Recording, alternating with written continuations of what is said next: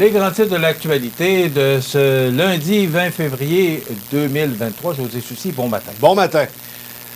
José, ben d'abord, j'ai pas eu le temps de me préparer. C'est pas compliqué, Michel. Je vais te faire un retour sur la journée de vendredi. Parce que j'ai vraiment failli me faire prendre les culottes à terre et je t'explique. Tu sais qu'il faisait réellement pas beau vendredi et on a reçu une communication de la ville de Montmagny à l'effet qu'on s'apprêtait à fermer la 132, l'autoroute 20. Tu comprends que je demeure à Berthier-sur-Mer et ça me tentait pas de passer la journée, voire la nuit au bureau à CMA TV. Tu sais, je suis capable de faire ça à partir de la maison. On est bien ici. On est très bien, mais tu comprends que ma fille est à la maison, mon garçon également. Et j'avais la garde de ma fille cette fin de semaine-là, puis je voulais la voir. Ça fait que lorsque j'ai reçu cette nouvelle-là de la ville de Montmagny, je me suis empressé de la transmettre au public et ensuite de ça, de prendre ma voiture et de prendre la 132 pour me diriger vers Berthier-sur-Mer. Écoute, lorsque j'étais arrivé dans le secteur des garages, des concessionnaires, la voiture de la Sûreté du Québec venait de se stationner. J'explique la situation, je dis que ma fille est à la maison. J'ai omis de dire que mon garçon était là pour la garder. C'était pour mettre un peu de pression, pour voir si j'étais capable de passer. J'ai pas été capable de passer. Fait que j'en ai fait rapidement mon deuil, Michel. Je me suis dit, tout simplement, bien, je vais rester au bureau, mais en allant au bureau, je vais tenter l'autoroute 20. Et que j'ai été chanceux. L'autoroute 20 n'était pas encore fermée.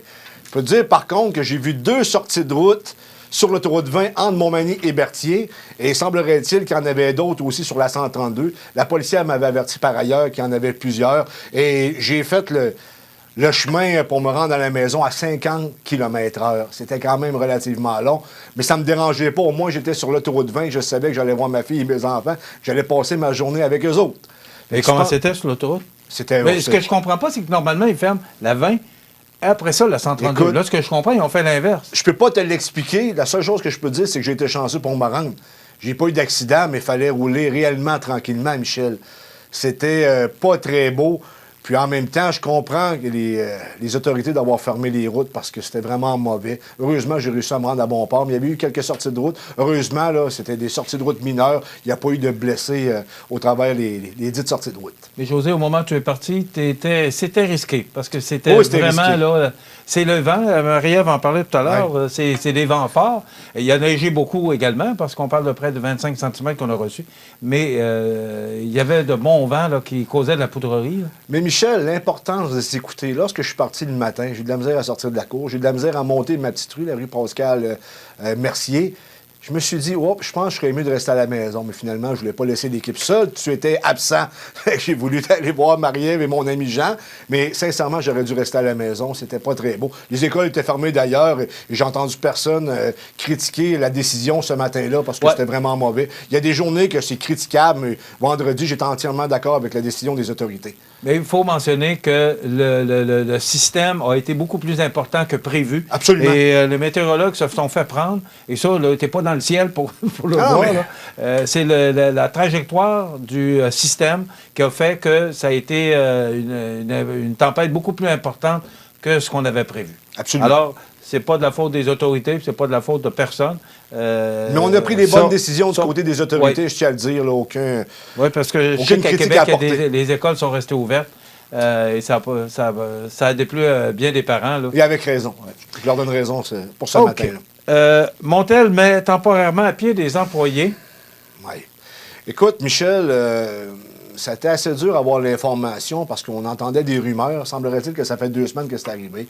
On a appelé chez Montel pour en savoir davantage. Je peux te dire qu'ils n'ont pas été très bavards concernant les coupures. La seule chose qu'on nous a dit, c'est que c'était temporaire et que c'était essentiellement que c'était pas de nos affaires de parler de ça. Qu'est-ce que tu veux que je te dise de plus à ce moment-là? Nous autres, on est là pour parler des nouvelles, les bonnes comme les mauvaises. On ne parle pas de ça avec plaisir, c'est juste pour informer la population. Parce que tu sais qu'au mois de décembre, il y a eu quelques coupures également chez Ressort Liberté. Semblerait-il qu'il y en aurait d'autres. J'ai appelé Mathieu Ouellette, qui est le directeur général de Ressort Liberté à Montmagny, puis il ne m'a pas rappelé. On attend des nouvelles. On n'aime jamais parler de ça, Michel, sincèrement. Ça me fait pas plaisir, c'est juste que c'est notre devoir d'en parler. C'est notre mission d'informer la population. Et on le fait du mieux possible avec les moyens qu'on a. Et si les gens ne veulent pas collaborer, mais qu'est-ce que ça fait? Ça fait que les gens, je veux dire, c'est le téléphone arabe, ils se disent n'importe quoi. Alors que nous autres, lorsqu'on appelle, on a les versions officielles et on transmet les versions officielles, tout simplement. Oui, et je paye sur le mot « temporairement ». Mais c'est certain que là, ce qu'on entend, c'est que quand ces entreprises-là mettent du monde à pied, alors qu'il y a une pénurie de main-d'œuvre partout, ben ils ne veulent pas trop en parler parce qu'ils ne veulent pas que les autres entreprises sollicitent leurs employés, ce qu'on comprend. Sauf que on est là pour informer la population. C'est pas une nouvelle négative, c'est tout simplement une réalité.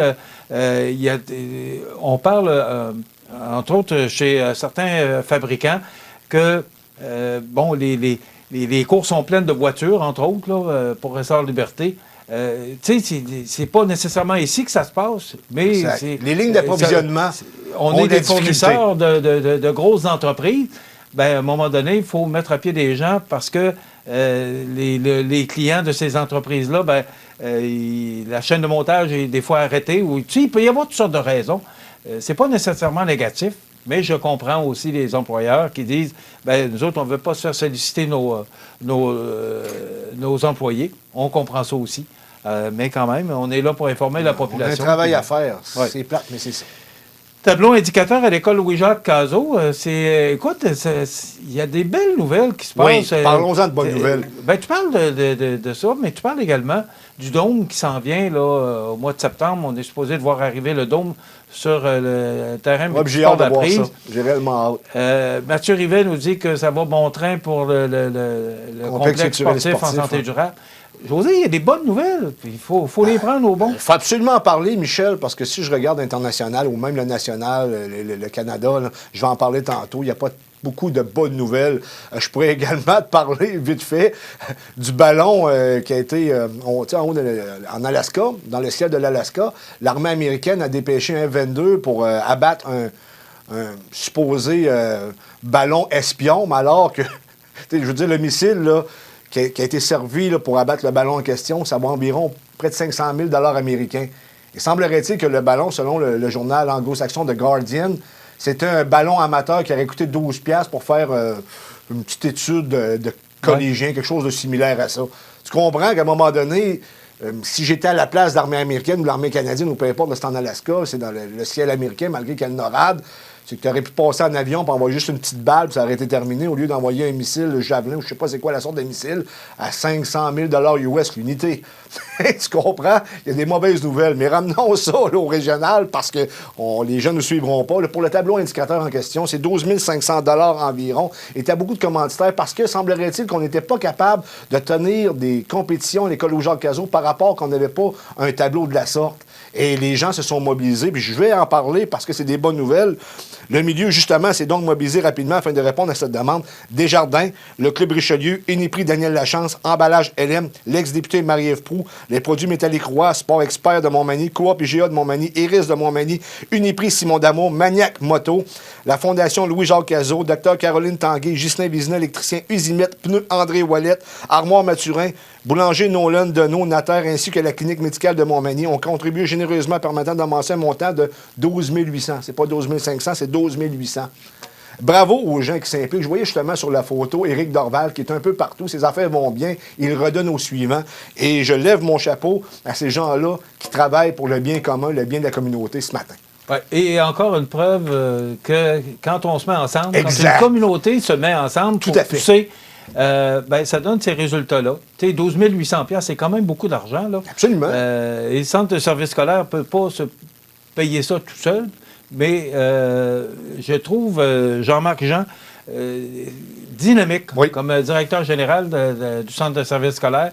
Et il a une façon de faire, d'aller chercher du monde avec lui pour amener des projets. Et entre autres, quand on parle le